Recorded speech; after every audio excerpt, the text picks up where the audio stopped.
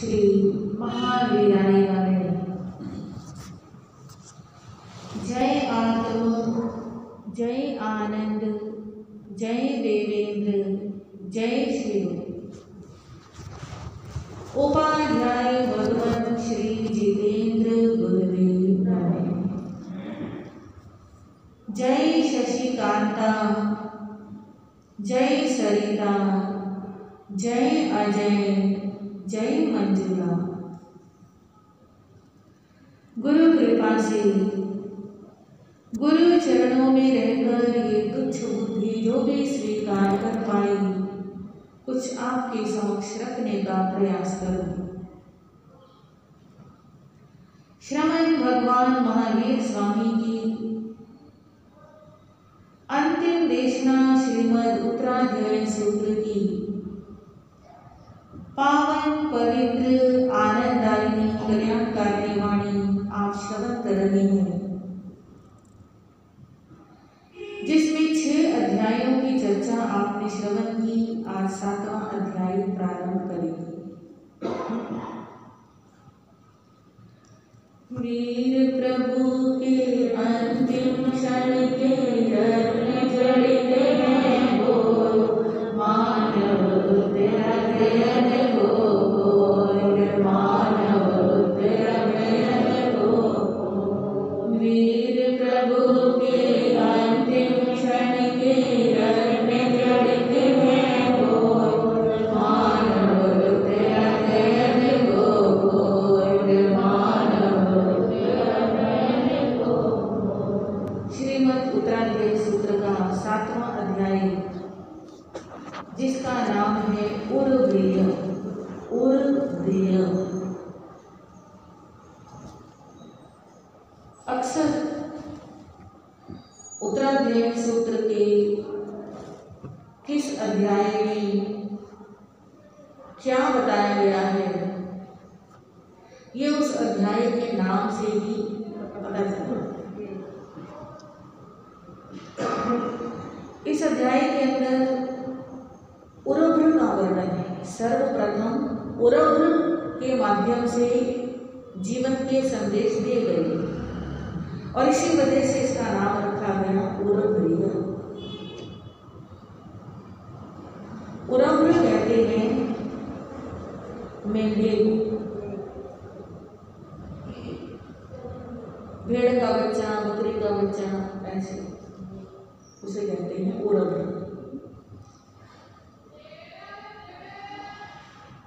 कहा गया है, एक दृष्टांत के माध्यम से बताया गया है कि एक परिवार के मुखिया ने अपने घर के अंदर 3 पशुओं को पाल रखा है। एक है उर्ध्र यानी मेढा, मेमना। एक है गाय और उस गाय का एक बछड़ा।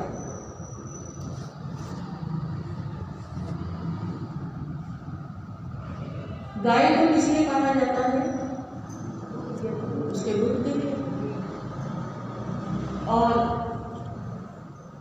गाय को पालने के और भी बहुत अच्छे अच्छे पॉइंट्स हैं। और मेमने को किस लिए पाला जाता है? बकरे को। हाँ, बकरे को पालते समय भी भाव रखा जाता है कि इसको मारा जाएगा और इसके मांस का सेवन किया जाएगा।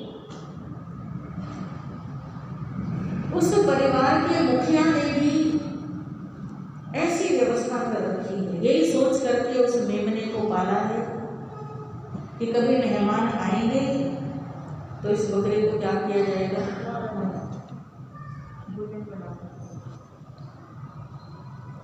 और उस बकरे को अच्छा अच्छा भोजन, उसको वस्त्र भी पहनाए जाते हैं, उसको आभूषण भी पहनाए जाते हैं, उसको भोजन भी अच्छा अच्छा दिया जाता है।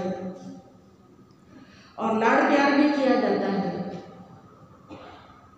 शाम को मालिक जब आता है या मालिक के बच्चे जब आते हैं तो उसके साथ खेलते हैं, मनोरंजन करते हैं, उसको गोद में उठाते हैं और वो दृश्य गाय का बछड़ा रोज देखता है। उसके मन में विचार आता है कि मालिक इतना पक्षपात पूर्ण व्यवहार क्यों करता है। एक दिन वो इतना परेशान हो गया कि उदास हो गया। गाय ने पूछा, वत्स तुम उदास क्यों हो? तो बछड़ा कहने लगा कि माँ, मैं मालिक के पक्षपात पूर्ण व्यवहार को लेकर उदास हूं। उस मेमने की तो इतनी अच्छी व्यवस्था है और हमें खाने के लिए क्या मिलता है? घास के डिंगे मिलते हैं, सूखे डिंगे, फूस मिलता है हमें खाने के लिए। तो ऐसा क्यों करता है? मालिक उस भेड़ के बच्चे को तो पुत्र की तरह पालन करता है और हमारे साथ ऐसे व्यवहार करता है जैसे कि हम कुछ है ही नहीं। तो माँ कहने लगी, बेटा उदास मत हो, इस मेढे का मरण काल नजदीक है, इसका अंतिम समय बिल्कुल नजदीक है। और कहते हैं 2 प्रकार के रोगी होते हैं, 2 प्रकार के मरीज होते हैं, बीमार व्यक्ति। एक मरीज ऐसा होता है जिसको अभी लंबी आयु जीनी है, जिसको दीर्घ काल तक जीवन व्यतीत करना है। एक ऐसा होता है जिसका मरण काल नजदीक है। तो जिसकी आयु बची हुई है, जिसको अभी जीना है, उसके लिए डॉक्टर क्या कहते हैं? ये चीज़ नहीं खानी, ये चीज़ नहीं खानी, ये परहेज करना, ये परहेज करना, ये दवाई लेनी। उसको कड़वी दवाइयाँ भी दी जाती हैं, उसको इंजेक्शन भी लगाए जाते हैं, उसको परहेज भी बताए जाते हैं। किसको बताए जाते हैं? जिसको जीना है, यानी जिसको स्वस्थ होना है। स्वस्थ होने के लिए दवाइयाँ हैं, स्वस्थ होने के लिए परहेज है। तो जिसको स्वस्थ होना है ये सब उसके लिए है, और जिसको मरना है उसके लिए डॉक्टर क्या कह देते हैं कि जो मांगे वो दे दे। अब इसने मरना तो नहीं, अब इसको बचाना किसी। बिल्कुल यही स्थिति है। गाय कहती है कि इसको सब कुछ इतना मनपसंद मिल रहा है, सब कुछ अच्छा अच्छा मिल रहा है, तो इसका मतलब ये है कि ये ज़्यादा समय जीने वाला नहीं है। ज़्यादा लाड़ प्यार उसी के किए जाते हैं जो कम समय के लिए अपने पास। आपके घर में मेहमान आते हैं, कोई बच्चा आता है, हाँ, तो आप उन मेहमानों के लिए कितनी अच्छी अच्छी चीज़ें बनाते हो, है ना? उस बच्चे को जो मांगता है वही देते हो, क्योंकि उसके साथ लाड़ प्यार का वो थोड़ा सा समय मिला है, 2 दिन 4 दिन, अब तो वो भी कम होता जा रहा है ना? और जो घर के बच्चे हैं, जो अपना परिवार है, उसके लिए नॉर्मल रूटीन चलता है, होता है ना ऐसा? तो ऐसा क्यों? क्योंकि उसको जाना है, इसलिए उसको लाड़ ज़्यादा है। और घर के बच्चे को क्या बोलते हैं कि तेरे को नहीं खाना है, तेरे को नहीं देना है, वैसे करते हैं।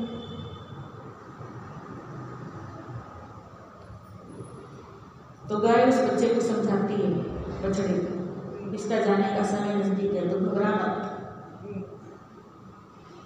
बछड़ा संतुष्ट हो गया और वो देखता है कि वो मेढा खा खा करके खूब उसका मांस बढ़ गया, चर्बी बढ़ गई, रक्त बढ़ गया, स्थूल काय हो गया, बहुत उसका शरीर आकार की दृष्टि से बहुत फैल गया। क्योंकि जितना ज़्यादा मांस बढ़ेगा उतना ज़्यादा परिवार के लोग उसको काम में लेंगे। और थोड़े दिनों के बाद मेहमान आता है और उस स्थूलकाय मेढे की गर्दन के ऊपर छुरी चलती है, उसका मांस पकाया जाता है और सारे परिवार के लोग खाते हैं, खिलाते हैं। इस दृश्य को देख करके बछड़ा एकदम कांप जाता है। वो माँ के पास आता है, माँ को कहने लगा, माँ ये क्या किया मालिक ने? उन्होंने तो उसको मार दिया, उसकी गर्दन काट दी। क्या मालिक देखते हमारे साथ भी ऐसा करेगा? तो गाय कहती कि नहीं, हम सूखे तिनके खाते हैं, बदले में अमृत देते हैं, इसलिए हमें ऐसा नहीं होता। कहते हैं खाए खुराक का, पहन पोशाक का, यम का बकरा पलता है। खाए खुराक का यानी अच्छी अच्छी खुराक खा करके, और पहन पोशाक का, अच्छी अच्छी पोशाकें पहन करके। किसका बकरा पल रहा है? यम का बकरा पल रहा है। तो जो खाते ही रहते हैं, जो सजने में संवरने में ऐशो आराम में रहते हैं, सब यम के बकरे। तो गाय कहती है कि हमने सूखा खाना है और बदले में उसका कर्ज उतार देना है, तो हमारे साथ ऐसा नहीं होगा। जो इसके साथ हुआ वो हमारे साथ नहीं हुआ। इसके साथ क्यों हुआ? क्योंकि इसने खाया पिया, लाड़ प्यार पाया, सुखी सुख देखे, दुख तो कोई देखा ही नहीं। तो इस उदाहरण के द्वारा प्रभु महावीर ने हम सबको समझाया है, इस संसार में दो तरह के लोग होते हैं। एक होते हैं उस मेढे के समान और एक होते हैं उस गाय और बछड़े के समान। जो मेढे के समान लोग होते हैं वे दिन रात हिंसा में रत रहते हैं। झूठ बोलना, चोरी करना, मैथुन का सेवन करना और कुछ सूझता ही नहीं। महाआरंभ यानी महाहिंसा में लगे रहने वाले, महापरिग्रह यानी परिग्रह, संग्रह की वृत्ति है, ये भी मेरे पास हो, ये भी मेरे पास हो, ये भी मैं ले लूं, ये भी मैं ले लूं। जो मांसाहारी होते हैं, जो मदिरा पान करते हैं, जिनका अधर्ममय जीवन है। कैसा जीवन है? अधर्म। जो अधर्म में आकंठ डूबे हुए हैं, अधर्म में ही जीवन व्यतीत कर रहे हैं। समझ लो बस एक ही लक्ष्य है, ज़्यादा से ज़्यादा पैसा हो, ज़्यादा से ज़्यादा सुख के साधन हो, ज़्यादा से ज़्यादा भोग हो, तब त्याग धर्म ध्यान का जीवन में कोई नाम ही नहीं है। ऐसे लोग उस मेमने के समान होते हैं। जैसे वो मेमना, जैसे वो मेढा पल रहा है, किसकी इंतजार में? मान लो वो मेहमान के इंतजार में पल रहा है कि कब मेहमान आए और कब मैं मारा जाऊं। मेहमान के इंतजार में पल रहा है। ऐसे ही इस तरह के जो लोग होते हैं वे नरक आयु की इंतजार में ही पल रहे हैं, यानी उन्हें मर करके अवश्य एवं नरक गति में ही जाना पड़ता है। वे इंतजार करते हैं कि हमारी कब आयु पूरी हो और कब हम नरक में। तो भगवान फरमाते हैं 5 इंद्रियां हैं हमारी, और इन 5 इंद्रियों में रसन इंद्रिय सबसे प्रमुख है। रसन इंद्रिय मतलब ये जीवा का चटोरापन, जो इसे काबू कर लेते हैं। समझ लो वे पांचों इंद्रियों पर काबू कर लो। और जो इस रसन इंद्रिय को नहीं जीत पाते हैं वे बाकी इंद्रियों को तो बिल्कुल नहीं जीत पाते। तो साधु साध्वी श्रावक श्राविका इस रसन इंद्रिय को क्या करें? काबू में रखें, इसको जीतने का प्रयास करें, अभ्यास करें। रसन इंद्रिय को जीतने का उदाहरण इस दृष्टांत के माध्यम से दिया गया है। जिसने रसन इंद्रिय को जीत लिया तो समझ लो सारी इंद्रियों को उसने क्या कर लिया? जीत लिया। और जिसने इंद्रियों को जीत लिया वो फिर पाप नहीं करता। जितने पाप करते हैं वो इंद्रियों की भूख मिटाने के लिए करते हैं कि किसी तरह से इंद्रियां तृप्त हों, ज़्यादा से ज़्यादा अच्छे दृश्य देखूं, फिल्में देखूं, नाटक देखूं, डांस देखूं, ज़्यादा से ज़्यादा गाने सुनूं, अपनी प्रशंसा सुनूं, निंदा दूसरों की निंदा चुगली सुनूं, नासिका से, जीवा से, स्पर्श इंद्रिय से तरह तरह के भोग भोगूं।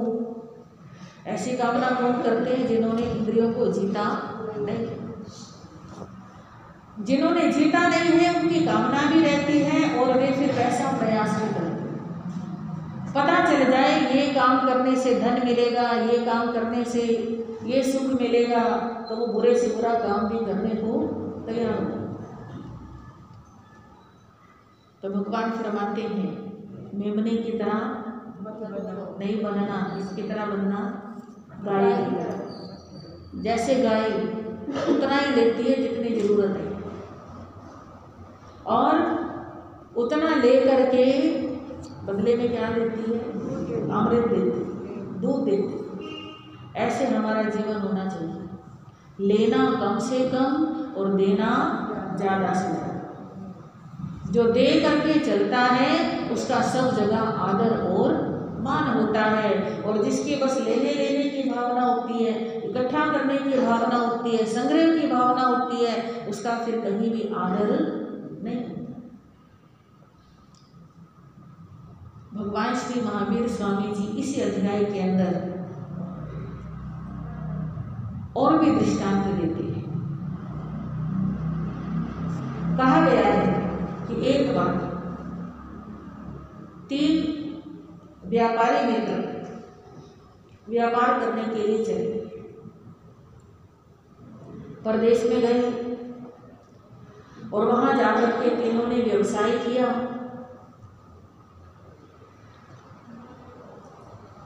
व्यवसाय करने के लिए पूरा उत्साह रखा। कहते हैं जिसके मन में उत्साह हो कि मैंने कुछ करना है, शरीर में आलस्य ना हो, जीवन में कोई दुर्व्यसन ना हो, व्यापार करने की नीति आती हो, तरीका आता हो, तो वो अवश्य ही सफलता प्राप्त कर ले। तो इन तीनों ने भी सफलता प्राप्त की और हजार मोहरे कमाए। हजार मोहरे कमाने के बाद मन में विचार आया कि चलो अब हम अपने गांव अपने घर चलते हैं। कमाया किस लिए है? कि परिवार के साथ बैठ करके उसका क्या करें? भोग करें।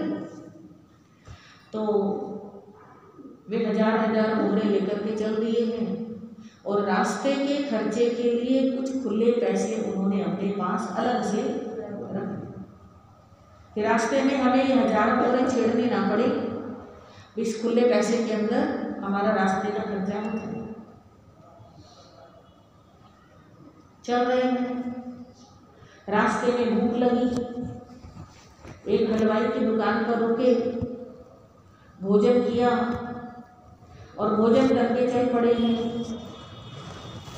फिर अगले गांव पहुंचे हैं, अगले गांव पहुंच करके धर्मशाला में रात को रुके हैं, पैसों का हिसाब लगा रहे हैं और हिसाब लगाते समय ध्यान आया कि जहां हमने हलवाई की दुकान पर खाना खाया था वहां पर हम कुछ पैसे ज़्यादा ले आए।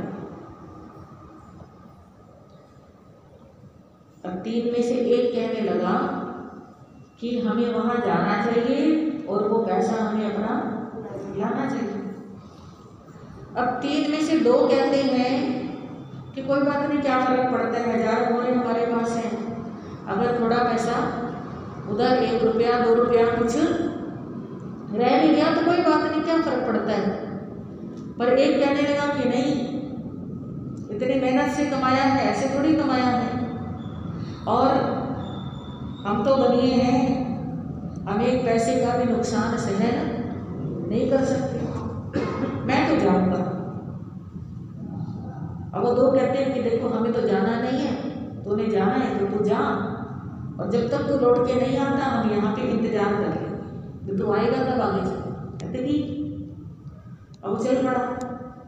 चलते चलते रास्ते में विचार आता है कि मैं ये 1000 मोहरे साथ लेके जा रहा हूँ, और किसी ने देख लिया तो कोई लूट ना ले, क्योंकि पहले तो हम 3 थे, अब मैं अकेला जा रहा हूँ, एक ही होता है, और साथ में 2 और मिल गए तो कितने हो जाते, कोई खतरा नहीं होता है। तो ये उसने एक जंगल के अंदर ही खड्डा खोद करके वो 1000 मोहरों की थैली दबा दी, और मन में विचार किया कि बस मैं गया और आया और आकर को ये थैली निकाल के वापस ले जाऊँ। अब वो हलवाई की दुकान पे पहुँचता है, हलवाई की दुकान पे जाके हलवाई को बोलता है कि ऐसे कल हमने कुछ पैसे ज़्यादा दे दिए आपको, तो वापस दो। वो हलवाई भी कहने लगा, बड़ा अजीब आदमी है, कितने दूर से वापस आ गया। कहता है कि देखो, अगर तुम तीनों आते तो मैं तुम्हें पूरा पैसा दे देता जितना तुमने वापस दिया था, परंतु अकेला आया है तो जितना तेरे को मिलना था उतना ही दूंगा। समझ गए ना? जैसे कि रुपए में से, हाँ जी, हाँ, तो वो मैं तेरे को उतने ही दूंगा बस। तो वो लेकर के वापस आ जाता है। वापस आता है तो जहाँ उसने 1000 मोहरे दबाई थी वहाँ देखता है कि वो 1000 मोहरे वहाँ, उसके आने से पहले किसी ने वो क्या कर ली, निकाल ली। अब जो एक पैसे का नुकसान नहीं सहन कर सकता, वो 1000 मोहरों का नुकसान सहन कर रहा है। अब वो रो रहा है, आके अपने मित्रों को भी बताता है, अपने गांव जाके घर वालों को भी पता चलता है, तो सब उसको क्या बोलते हैं, मूर्ख ही बोलते हैं, है? और उसको भी सारी जिंदगी पश्चाताप रहता है कि मैंने एक पैसे के लिए 1000 मोहरे क्या कर दी, गवा। तो ये दृष्टांत सुनाते हुए प्रभु महावीर हमें फरमाते हैं कि बंधुओं, इस जीवन के अंदर, मनुष्य जीवन में हम जितने भी सुख देखते हैं, अमीर से अमीर आदमी जितने भी सुख देखता है, वो सारे के सारे सुख, यानी चक्रवर्ती सम्राट का सुख भी हो तो वो है एक पैसे के समान। किसके समान है? चक्रवर्ती का सुख भी किसके समान है? एक पैसे के समान। और हमारा सुख तो हमारे पास तो है ही कुछ, हाँ, पर फिर भी जो भी है, जितनी पूरी जिंदगी में सुख देखते हैं वो सब एक पैसे के समान है। और इस सुख के लिए हम जिस सुख को गवाते हैं, कौन सा सुख? मोक्ष का सुख या देवगति का सुख, वो 1000 मोहरों के बराबर है। कैसे? थोड़ा सा हम तुलना करते हैं। यहाँ पर हमारी आयु अधिक से अधिक 100 वर्ष, और देवलोक में कम से कम, अगर पहले देवलोक में जाओ या भगवनपति मानव्यंतर बनो, ज्योतिषी बनो, है जी, तो कम से कम 10,000 वर्ष। कितनी उम्र का फर्क हो गया? कहाँ 100 वर्ष और कहाँ 10,000 वर्ष। और हमारे ये 100 वर्ष भी हर टाइम खतरे में रहते हैं, कब क्या हो जाए कुछ नहीं पता। और वहाँ के अगर 10,000 वर्ष मिले हैं तो एक सांस भी कम नहीं हो सकती। वहाँ 10,000 के 10,000 वर्ष जीना है। अंतर है कि नहीं है? पहली बात तो संख्या की दृष्टि से कम है, हमारे 100 वर्ष उनके 10,000, 10,000 तो कम से कम है, हमारे ज़्यादा से ज़्यादा है। फिर दूसरी बात ये कि हमारे ये 100 वर्ष भी खतरे में रहते हैं और उनके वो 10,000 वर्ष पूरे सुरक्षित है, कुछ भी होने वाला नहीं, बाल बाबा होने वाला नहीं। इन 100 वर्षों के अंदर हमारा कितना समय बचपन में चला जाता है, कितना समय बुढ़ापे में चला जाता है, कितना समय बीमारियों में चला जाता है, हाँ, कितना समय चिंताओं में चला जाता है। आज पढ़ाई करनी है, अब नौकरी अच्छी चाहिए, अब शादी अच्छी हो जाएगी, अब बच्चे हो जाएंगे, अब बच्चे अच्छे पढ़ लिख जाएंगे, अब बच्चों की नौकरियां लग जाएंगी, हाँ, बच्चों के काम लग जाएंगे। कितना समय हमारा इन्हीं चिंताओं के अंदर क्या होता है, व्यतीत होता है। और देवलोक के अंदर ना बचपन ना बुढ़ापा, जितनी आयु मिली है सारी की सारी जवानी, और ना वहाँ कमाने की चिंता, ना वहाँ खाने की चिंता, ना अपनी शादी विवाह की चिंता, ना अपने बच्चों को पढ़ाने की चिंता, ना आगे बच्चों की शादियों की चिंता, कोई चिंता नहीं, कोई रोग शोक नहीं, कोई बीमारी नहीं। समझ आ रहा है कितना अंतर है यहाँ के सुख में और देवलोक के सुख में। और उस एक व्यापारी की तरह हम क्या कर रहे हैं, इस जीवन को सुखी बनाने के लिए, इस जीवन को और सुखी बनाने के लिए वो बड़ा सुख क्या कर रहे हैं, गवा रहे हैं। समझ आ रही है ना? इस एक पैसे के लिए हम 1000 मोहरे गवा रहे हैं। तो हम भी उस एक व्यापारी की तरह क्या हुए। तो भगवान कहते हैं जब तक इंसान को पता नहीं है, ज्ञान नहीं है, तब तक गलतियां करता रहे। तो आम भाषा में कह देते हैं कि पता ही नहीं है उसको, पर पता लगने के बाद भी अगर हम गलती पे ही चलते रहें, गलत रास्ते पे ही चलते रहें, तो फिर उससे भी ज़्यादा, यानी उस व्यापारी को तो कोई समझाने वाला नहीं था कि तू यहाँ दबा रहा है, कोई निकाल के ले जाएगा। और हमें तो समझाने वाले भगवान है ना, हमें तो जिनवानी समझा रही है, हमें तो गुरु समझा रहे हैं कि ये एक पैसे के लिए, अगर तुम एक पैसे के पीछे पड़े रहोगे तो 1000 मोहरों से भी हाथ धो बैठोगे। अगर हम इस जीवन के सुखों के पीछे पड़े रहेंगे तो उन 1000 मोहरों वाले सुखों से वंचित हो जाएंगे। तो हमें समझदार बनना है। इन छोटे छोटे सुखों का त्याग करके, इन छोटे छोटे ऐशो आराम, आलस, नींद, प्रमाद, खाने पीने का सुख, सोने का सुख, ये जो संसार के जिनको आप सुख मान रहे हो, इंद्रियों के विषयों का त्याग करके अगर थोड़ा सा तप त्याग की तरफ आए, थोड़ा सा संयम साधना की तरफ आए, तो हमें भी वो सुख प्राप्त हो सकता है। जैसे उन 2 व्यापारियों को, उन्होंने एक पैसा गवाया तो उनको 1000 मोहरों का सुख मिला, आराम से जाके अपने परिवार में रहे, आराम से उन्होंने ऐशो आराम पूर्वक जिंदगी बिताई। एक पैसा गवाया पर कितना कुछ पाया उन्होंने। तो ऐसे हम भी कर सकते हैं। ये थोड़े थोड़े से सांसारिक सुखों का मोह छोड़ करके हम बड़े बड़े सुखों को प्राप्त कर सकते। तीसरा दृष्टांत प्रभु महावीर फरमाते हैं, एक राजा है, उस राजा को आम खाने का बड़ा शौक है। आम को फलों का राजा कहा जाता है। आम स्वादिष्ट भी होता है और पौष्टिक भी होता है, बलवर्धक होता है, अनेक गुण हैं आम के अंदर। पर वो किसके लिए? जो स्वस्थ है। किसके लिए? जो स्वस्थ है। वही चीज स्वस्थ के लिए अमृत है और अस्वस्थ के लिए जहर का काम करती है।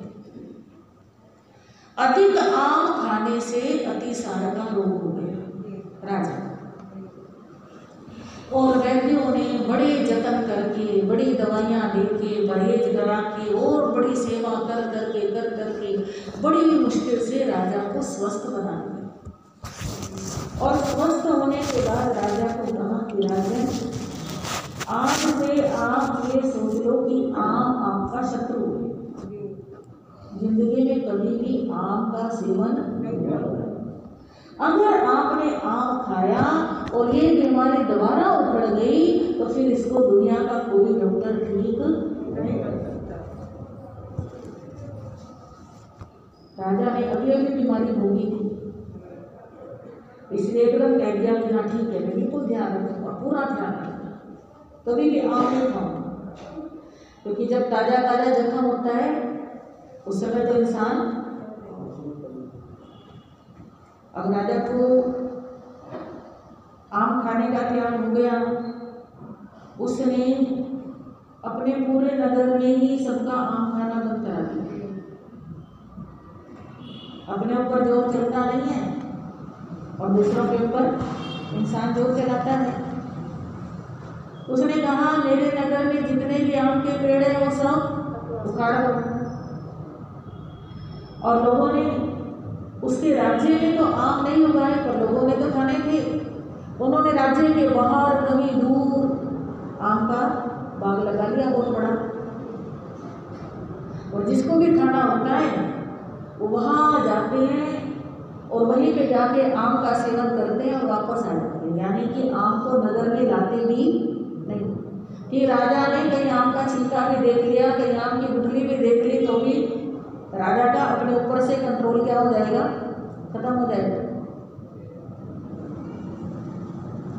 और काफी समय बीत गया, राजा उस बीमारी को भूल गया। उस बीमारी से जो उसने दुख भोगे थे उनको भूल गया, क्योंकि जब ज्यादा समय हो जाता है ना तो इंसान की स्मृति से निकल जाता है और याद भी रहे तो भी जानबूझ के याद रखना नहीं चाहता। कहता अब तो इतना टाइम हो गया, अब तो मैं बिल्कुल ठीक हो गया। एक दिन राजा मंत्री के साथ सैर करने के लिए नगर से बाहर निकला और संयोग की बात उसी बाग की तरफ निकला। सुहावना मौसम है, ठंडी हवा है और हवा के झोंकों के साथ आम की खुशबू आ रही है। मंत्री ने कहा राजन, हम गलत दिशा में आ गए, हमें इस दिशा में नहीं जाना, चलो हम दूसरी तरफ चलते हैं। राजा कहते हैं अरे खुशबू ही तो आ रही है। वैद्यों ने आम का सेवन करने से मना किया था, कोई खुशबू लेने से मना थोड़ी किया था। देखो इंद्रियां कैसे, इंद्रियां और मन मिल करके इंसान को कैसे कमजोर बना देते हैं। अब मंत्री था, मंत्री की कहने की एक सीमा थी, इससे ज्यादा वो कुछ कह नहीं सकता था। तो राजा और मंत्री आम के बगीचे के पास पहुंचे। राजा को आम नजर आए, इतने पके पके रसीले सुंदर बढ़िया आम। अब राजा बाग में प्रवेश करने लगा। मंत्री ने कहा राजन ये गलत जगह है, हमको यहाँ पे नहीं जाना चाहिए। कहते अरे मैं आम को देख ही तो रहा हूँ, कोई मैं उसको खा थोड़ी रहा हूँ। वैद्यों ने खाने के लिए मना किया था, कोई आम देखने के लिए थोड़ी मना किया था। कहते ठीक है। बगीचे में चले गए, एक पेड़ के नीचे ठंडी ठंडी छांव। राजा अपनी थकान उतारने के लिए लेटा है और हवा के वेग से एक पका हुआ रसीला आम डाली से टूटता है और बिल्कुल राजा के गोद में आके गिर जाता है और राजा उसको उठा लेता है, हाथ में लेके देख रहा है उसको। मंत्री कहते हैं राजन इसको हाथ नहीं लगाना। कहते हैं मैं छू ही तो रहा हूं। पहले कौन सी इंद्रिय, घ्राण इंद्रिय से खुशबू आई, चक्षु इंद्रिय से देखा है और अब उसको मैं स्पर्श ही तो कर रहा हूँ। खाने के लिए मना किया है, कोई छूने के लिए थोड़ी मना किया है वैद्य ने। और मंत्री के देखते देखते राजा ने ऊपर से थोड़ा सा छिलका हटाया थोड़ा सा उसका रस नीचे गिराया, ऐसे खाते हैं। और मंत्री कहते हैं राजा की तो पूरी तैयारी है। मंत्री कहने लगा राजन इसको खाना नहीं। कहते मैं खा नहीं रहा, मैं तो थोड़ा सा चख रहा हूँ। चखने के लिए मना थोड़ी किया है, चखा हुआ तो यहाँ तक भी नहीं जाएगा, वो पेट में जाएगा तभी तो नुकसान करेगा। मैं पेट तक जाए इतना नहीं खाऊंगा, बस चखना है थोड़ा सा। अब थोड़ा सा चखा और जरा सा स्वाद आया तो स्वाद इंद्रिय के, रसन इंद्रिय के ऐसा वशीभूत हुआ कि वो पूरा आम खा। मंत्री तो रोकता गया, मंत्री के नहीं सुने राजा ने। अब आम पेट में गया और पेट में जाते ही जहर का रूप लेना, और जो राजा के पेट में दर्द हुआ, जो राजा के पेट में दर्द हुआ, उसको वापस महल तक पहुंचना मुश्किल हो गया। मंत्री उसको जैसे तैसे करके घोड़े पे लाद करके महल में लेकर के आता है, फटाफट वैद्यों को बुलाता है, वैद्य आते हैं, दवाइयाँ देते हैं, औषधियाँ देते हैं, उल्टी भी कराते हैं, सब कुछ कराते हैं कि किसी तरह आम निकल जाए बाहर। पर राजा का पेट तो ठीक नहीं हुआ, सो नहीं हुआ। आखिर वो एक आम के स्वाद ने राजा की जान ली, राजा मृत्यु को प्राप्त। अब ये दृष्टांत सुनाते हुए भगवान महावीर हमें फरमाते हैं कि ये साधक, उस राजा ने एक जरा से स्वाद के लिए क्या क्या गवाया। सबसे पहली बात, अपना जीवन ही गवा दिया, जो किसी भी कीमत पे दोबारा मिलता नहीं। जीवन गया तो जीवन के साथ कितनी चीजें गई, परिवार का सुख गया, पत्नी का, बच्चों का सुख गया, राज्य का वैभव गया, राज्य का सुख गया, मालिक बन के सिंहासन पे विराजमान होता था, वो सब कुछ चला, सब कुछ गवा दिया। केवल किसके लिए? थोड़े से स्वाद। तो भगवान कहते हैं हम अपने अंदर झांक के देखें, कहीं हम भी उस राजा की तरह तो नहीं कर रहे हैं। हमने अपने अपने अंदर झांकना है, दूसरे को नहीं देखना। दूसरा क्या कर रहा है उसको नहीं देखना, आंखें बंद करके अपने अंदर चिंतन करना कि कहीं मैं भी छोटी छोटी सी बातों पे झूठ बोल के, छोटी छोटी सी बातों पे चोरी करके, छोटे छोटे से कारणों से लोभ लालच करके, विषय कषायों के वशीभूत होके, कहीं मैं उस बड़े सुख को तो नहीं गवा रहा। करेंगे चिंतन?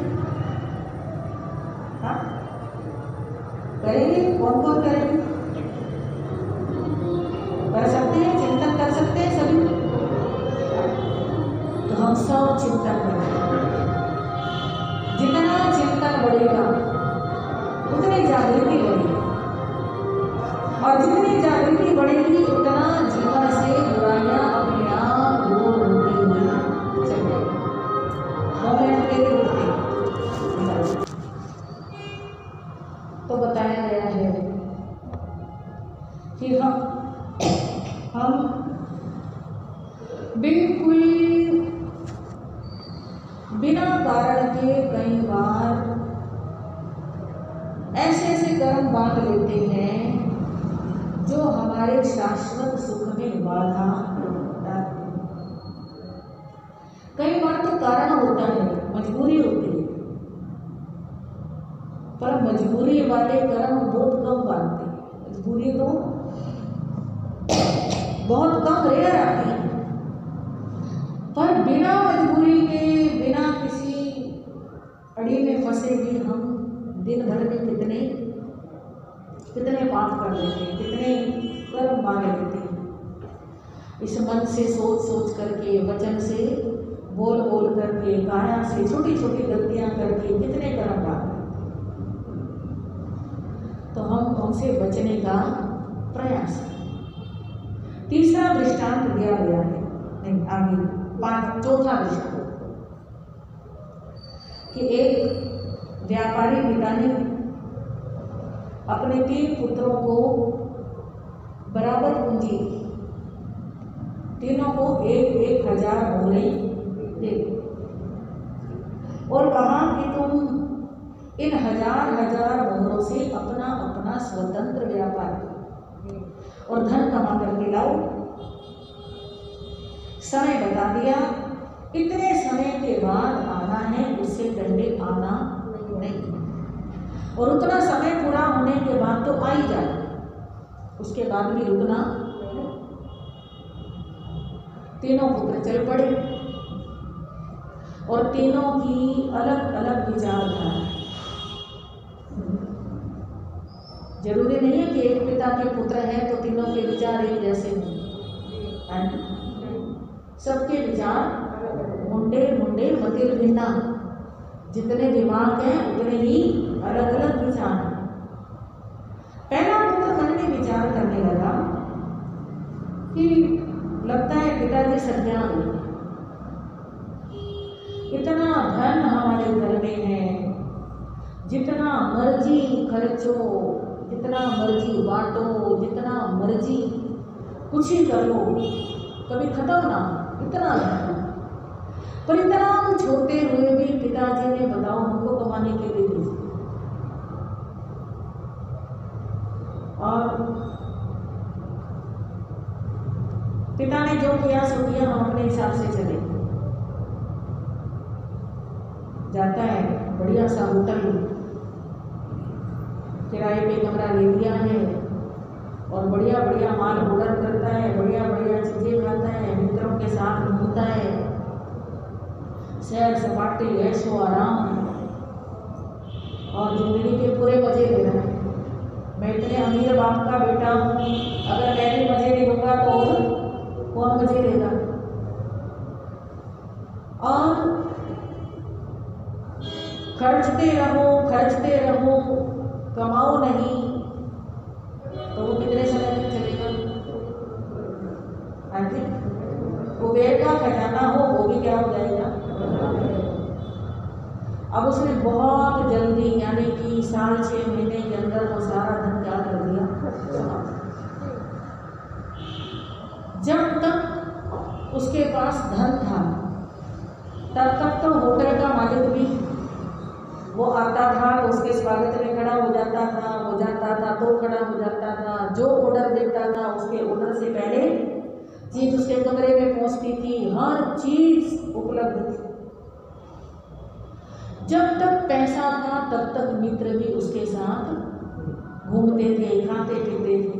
वो अपने पैसे से उड़ा रहा था तो मित्रों को क्या चाहिए। तब तक तो जो उसके मित्र नहीं थे वे भी उसका मित्र बन के उसके साथ रहने लगे थे। नए नए लोग आ रहे थे, मेरे को भी दोस्त बना लो, मैं भी तुम्हारा दोस्त हूँ, और पता नहीं जैसे जैसे जतन करते थे अपना बनाने के। पर जैसे ही वो धन समाप्त हुआ, होटल के मालिक ने होटल से निकाल करके सड़क पे खड़ा कर दिया। उसके मित्र भी उसके पास से निकल जाते हैं, उसकी तरफ देखते ही, क्योंकि पहले तो ये देता था, अब इसको देना पड़ेगा। हाँ, अब इसको देना पड़ेगा, उसके साथ बोलने की क्या जरूरत है। अब उसकी स्थिति ऐसी हो गई जैसे कि भिखारी होता, क्योंकि अपने घर जा नहीं सकता। पिता ने कहा था कि इतने समय से पहले आना नहीं, और कहीं कोई अपने घर में आने नहीं देता। अब वो भीख मांग मांग करके टुकड़ा मिलता है तो खाता है, नहीं मिलता है तो भूखा प्यासा सड़कों पे रात बिताता है, दीनहीन फटेहान ऐसे। दूसरा पुत्र मन में विचार करता है कि पिताजी ने हमको धन कमाने भेजा है, ठीक है, अच्छी बात है, पर इस पूंजी को व्यापार में लगाऊं तो जरूरी तो नहीं है कि फायदा ही होगा, नुकसान भी हो सकता है, और मेरे अंदर नुकसान झेलने की क्षमता नहीं है। मैं तो बस किसी तरह इस पूंजी को सुरक्षित रख लूं, मेरे लिए तो इतना ही बहुत। उसने किसी अच्छे प्रतिष्ठित व्यापारी के पास अपनी वो पूंजी धरोहर के रूप में रख दी और कहा कि मुझे हर महीने इसका जितना ब्याज बनता है वो ब्याज मेरे को क्या कर दिया करो, दे दो।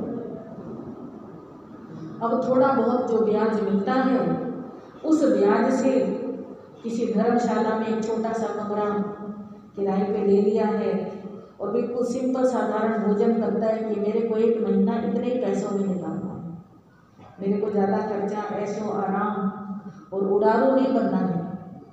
उसने अपनी लिमिट बना ली कि मेरे को बस इतने में ऐसे ही है, मेरे को इससे ज़्यादा कुछ नहीं। तीसरा बड़ा योग्य था, कहने लगा वो हमारे पिताजी कितने समझदार हैं, इतना धन होते हुए भी हमें कमाने भेजा। इसका मतलब पिताजी चाहते हैं हमारे अंदर कमाने का गुण आ जाए, हमें पैसे की वैल्यू पता चल जाए। जब तक कमाते नहीं हैं तब तक धन की वैल्यू पता नहीं होती है, पर जब कमाना शुरू करते हैं तो पता चलता है कि हाँ कैसे कमाया जाता है और कैसे उसको खर्चना चाहिए। पिताजी हमारे बहुत समझदार है, बहुत अच्छा किया उन्होंने कि हमको इसी उम्र के अंदर भेज दिया और थोड़ी सी पूंजी दे करके भेजा है कि हम ज़्यादा गवाएंगे नहीं। और बड़े अच्छे तरीके से विदेश में जा कर के पहले थोड़ी सी पूंजी से माल खरीदता है, फिर उसको दूसरी जगह बेचता है, फिर उससे मुनाफा होता है, पूंजी को और बढ़ाता है, फिर और लगाता है, फिर और मुनाफा, धीरे धीरे धीरे धीरे करके बड़ा सिंपल रहन सहन, अपने ऊपर खर्चा नहीं करना, कोई ऐब नहीं, कोई व्यसन नहीं, कोई शराब नहीं, कोई मित्रों के साथ घूमना नहीं। मित्र कहते भी हैं तो इनकार कर देता है कि नहीं। बड़े सात्विक तरीके से न्याय नीति पूर्वक विवेक पूर्वक धन का अर्जन करता है और वो 1000 मोहरों की 5000 मोहरें बना देता है।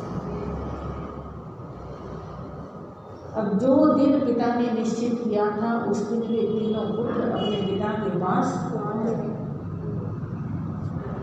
अब पिताजी किसका स्वागत करेंगे?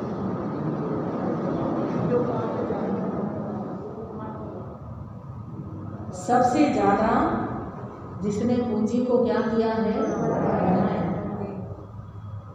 और उसके बाद जो अपनी पूंजी वैसे की वैसी वापस ले आया। अगर उसमें ऐड नहीं किया तो उसमें से घटाया भी। और तीसरे का क्या करेंगे?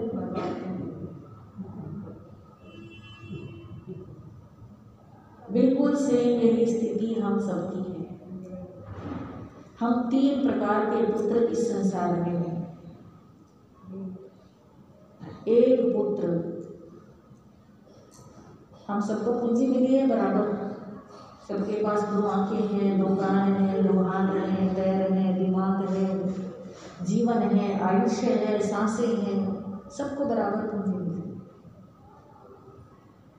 पर पहला पुत्र क्या करता है? खा लिया, पी लिया, सो लिए, इधर उधर घूम लिए।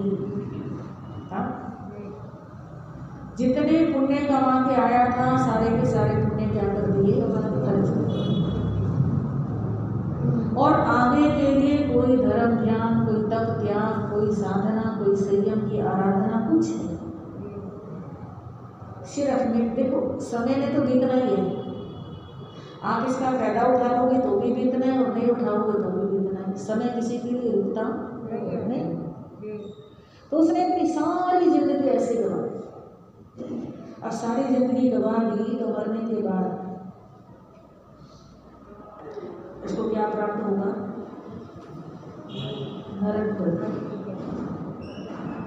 यानी जो मूल पूंजी लाया था मनुष्य जीवन, उस मूल पूंजी को भी उसने क्या कर दिया? गवा दिया। और कहाँ पहुंच गया? नरक। यानी नुकसान उठा लिया उसने। दूसरे ने मूल पूंजी सुरक्षित रखी।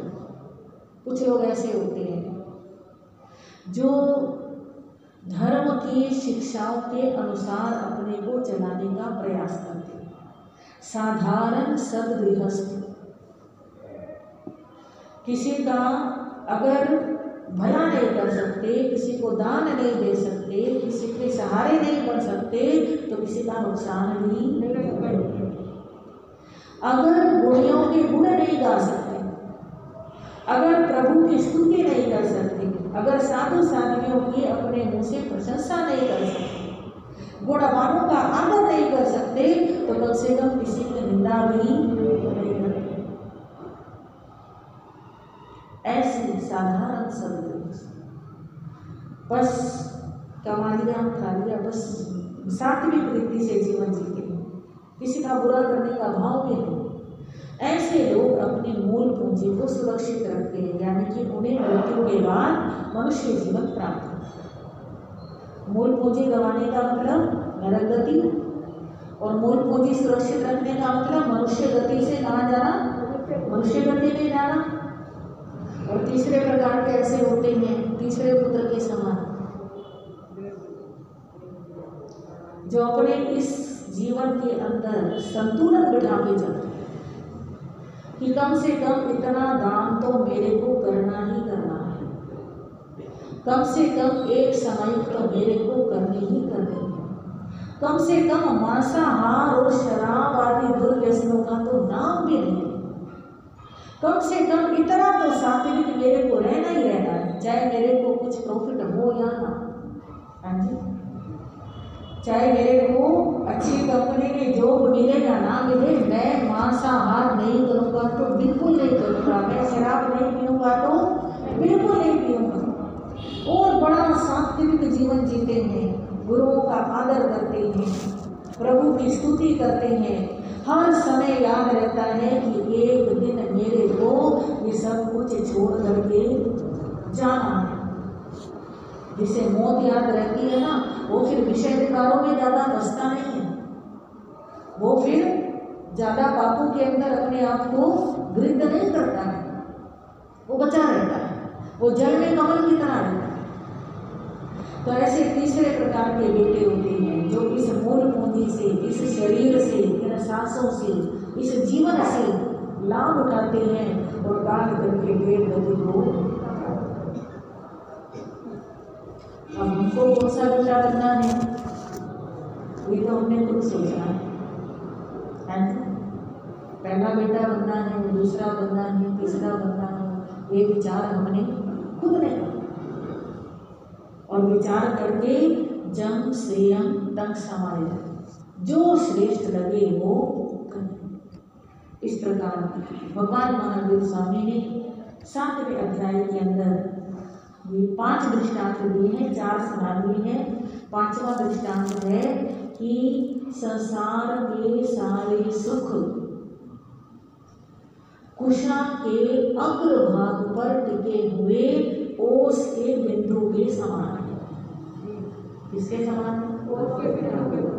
जैसे ओस की बूंद छोटी भी होती है और उसका जीवन भी बहुत थोड़ा होता है, ऐसे ही ये संसार के सुख थोड़े भी होते हैं, अनेक विघ्नों से भरे होते हैं और थोड़े समय के लिए होते हैं, अल्पकालिक होते हैं। और मोक्ष का सुख समुद्र के समान, समुद्र कभी समाप्त नहीं होता है, उसकी गहराई का कुछ पता ही नहीं है, अनंत अनंत सुख उस मोक्ष के अंदर प्राप्त होते हैं। तो ऐसे जो 5 दृष्टांत लेकर के जीवन के सत्य को प्रभु महावीर ने हमारे सामने रखा है। तो ये 7वें अध्याय का प्रसंग संपूर्ण हुआ। कल 8वां अध्याय जैसा समय होगा वैसा सुनाने का प्रयास करेंगे।